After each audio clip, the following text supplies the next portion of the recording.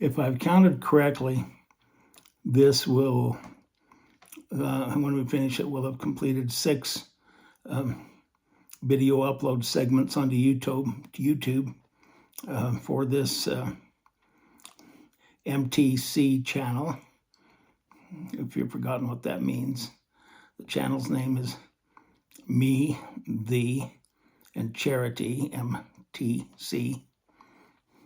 I failed to mention maybe sometimes that T might mean for thee might be a small t. And if there are times that you sense a deeper meaning and a higher calling to that reference, it'll be with a capital T, thee meaning divine. So 6 uploads, and last time I kind of finished by doing this.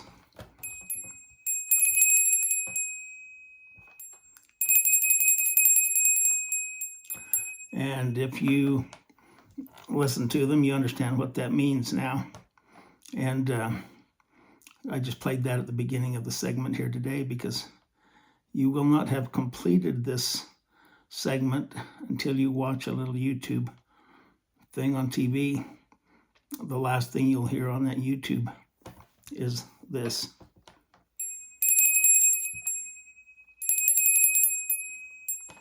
If you fear that when the YouTube's over, you'll know you've taken in the, I won't call them lessons, but the whole presentation. And I hope you enjoy it. This one's going to be a little bit against my grain because I don't normally read. I like just thoughts right off the top of the old head. And this isn't going to be that way because even though I think the promptings for it were, I'm going to do some reading today. So my finding is that when you read, you have to concentrate in order to get what's intended out of it. So I'm going to ask that you shut things off and put things away if you're listening, and just concentrate here now on what I'm going to say, because it will help you understand the point that I've been trying to make here for a while. Hopefully this will put an exclamation point on some of it. All right, here we go. Stay with me.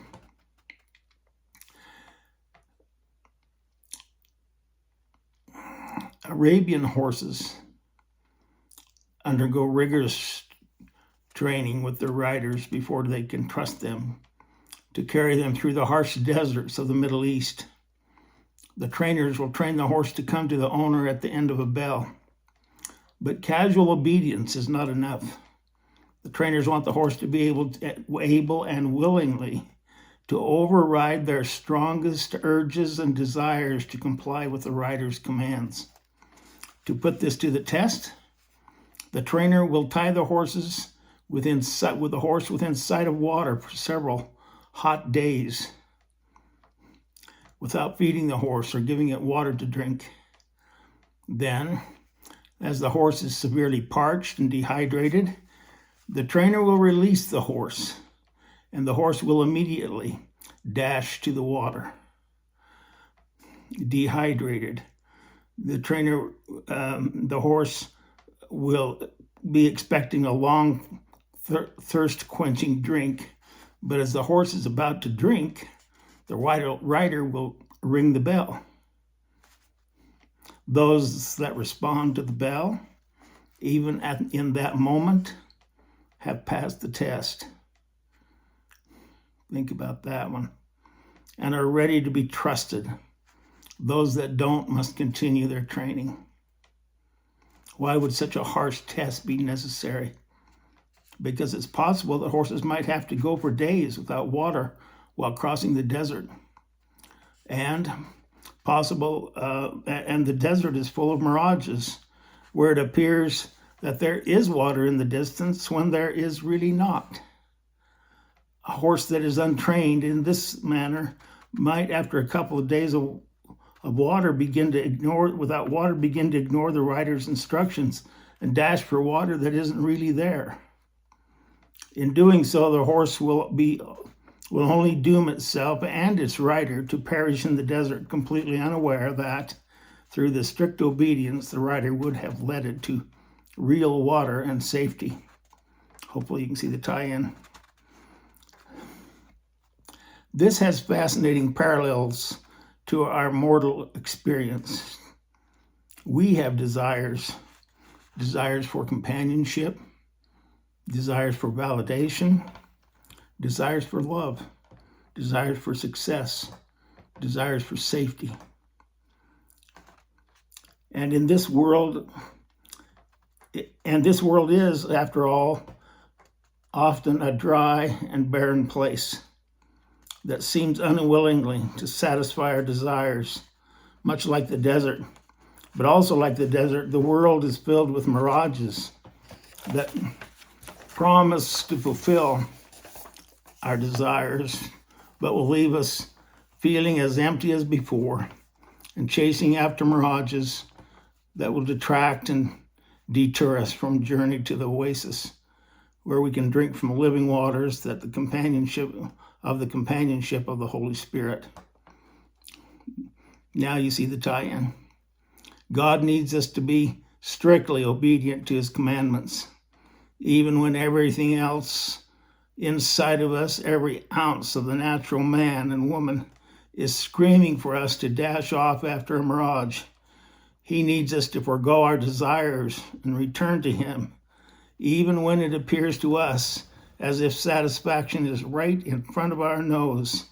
He needs us to learn discipline, to master every mortal impulse, craving we desire. And note that these desires aren't always a desire for, such as the desire for companionship is not only normal, but is righteous desire. A desire for validation is not unrighteous. A horse's desire for water is a natural desire that leads the horse to nourishment. It's not the desire itself that is necessarily sinful. It is simply that the mirages we chase will not ultimately satisfy them and will lead us away from the living waters, the divine companionship, the approval of God. Some have argued that such forms of horse training are tantamount to animal abuse. The trainers are subjecting the horses to extreme physical discomfort during the course of training. No one who truly loves animals would subject such majestic beings to such torment, leaving them tied to water, without water for days in the hot sun, refusing them drink, only to ask them to choose of their own accord to forego drink once it was offered. How cruel is that? Not only is demanding such obedience wrong-headed, it is argued, it is damaging to the animal itself.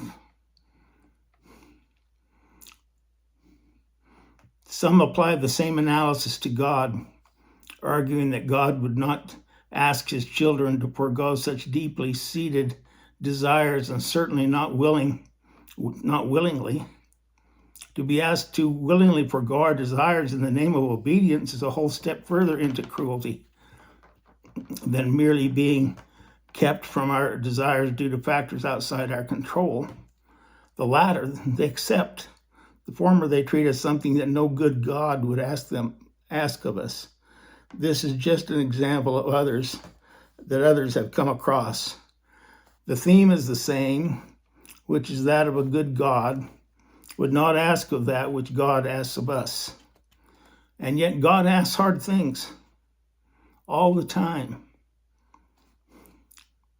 All the time. He asks us all at times to forego desires, deep-seated desires, desires that may be perfectly righteous in the name of obedience to divine law. He might ask those who were desperately seeking friendship to risk it all for his cause. By standing for truth, even when it's unpopular. He might require those who desperately want children to suffer through the drought of infertility God is at times a harsh trainer, and I think that every one of us at some point in our lives will have opportunities to exercise discipline that challenges us to the very core. God asks hard things, but not because he is cruel, but because he is kind and concerned for our eternal welfare. He knows where the mirages are and where the oases are.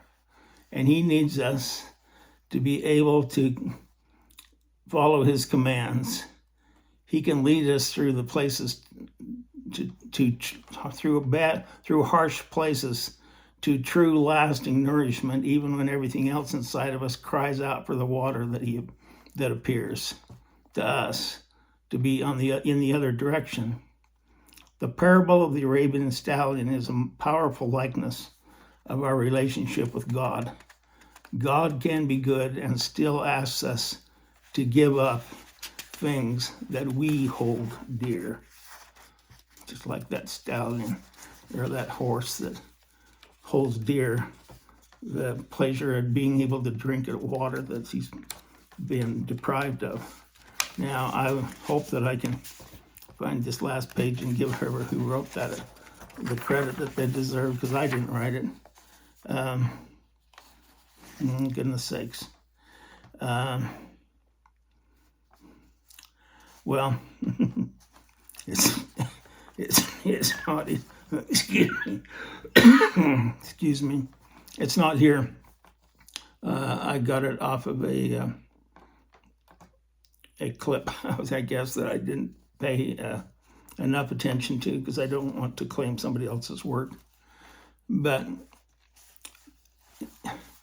if you look for on YouTube, if you look for these words, or if you mention these words, you'll be able to finish this little project. Get a deeper meaning than maybe even I've been able to convey here with my attempt to read what this training was all about and how it's likened to us and our relationship with God. The words that you should search for are Arabian obedience training, and I forget the last word, Arabian obedience training demonstration or symbolism.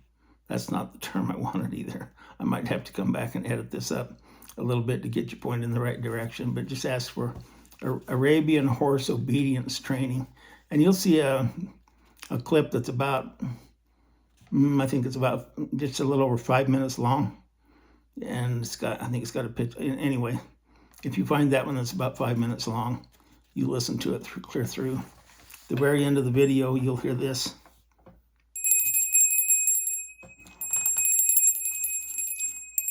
And when you do, you'll know you're done.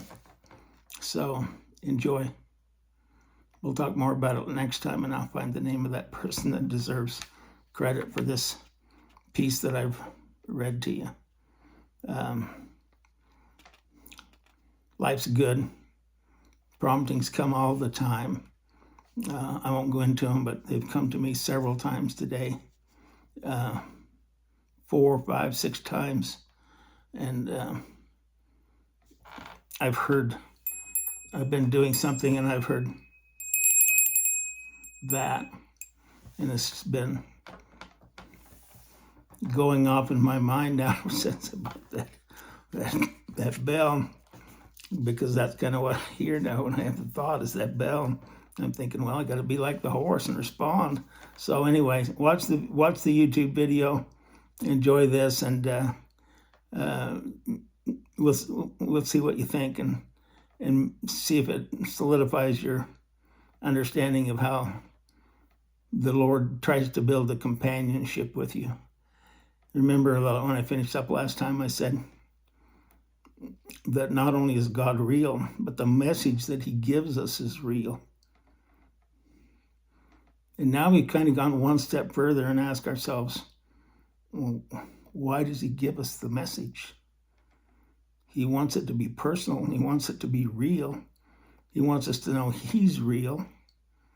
But why does he give us the message? What's the purpose? Well, we're beginning to learn together, I hope. Have a good day. Love y'all.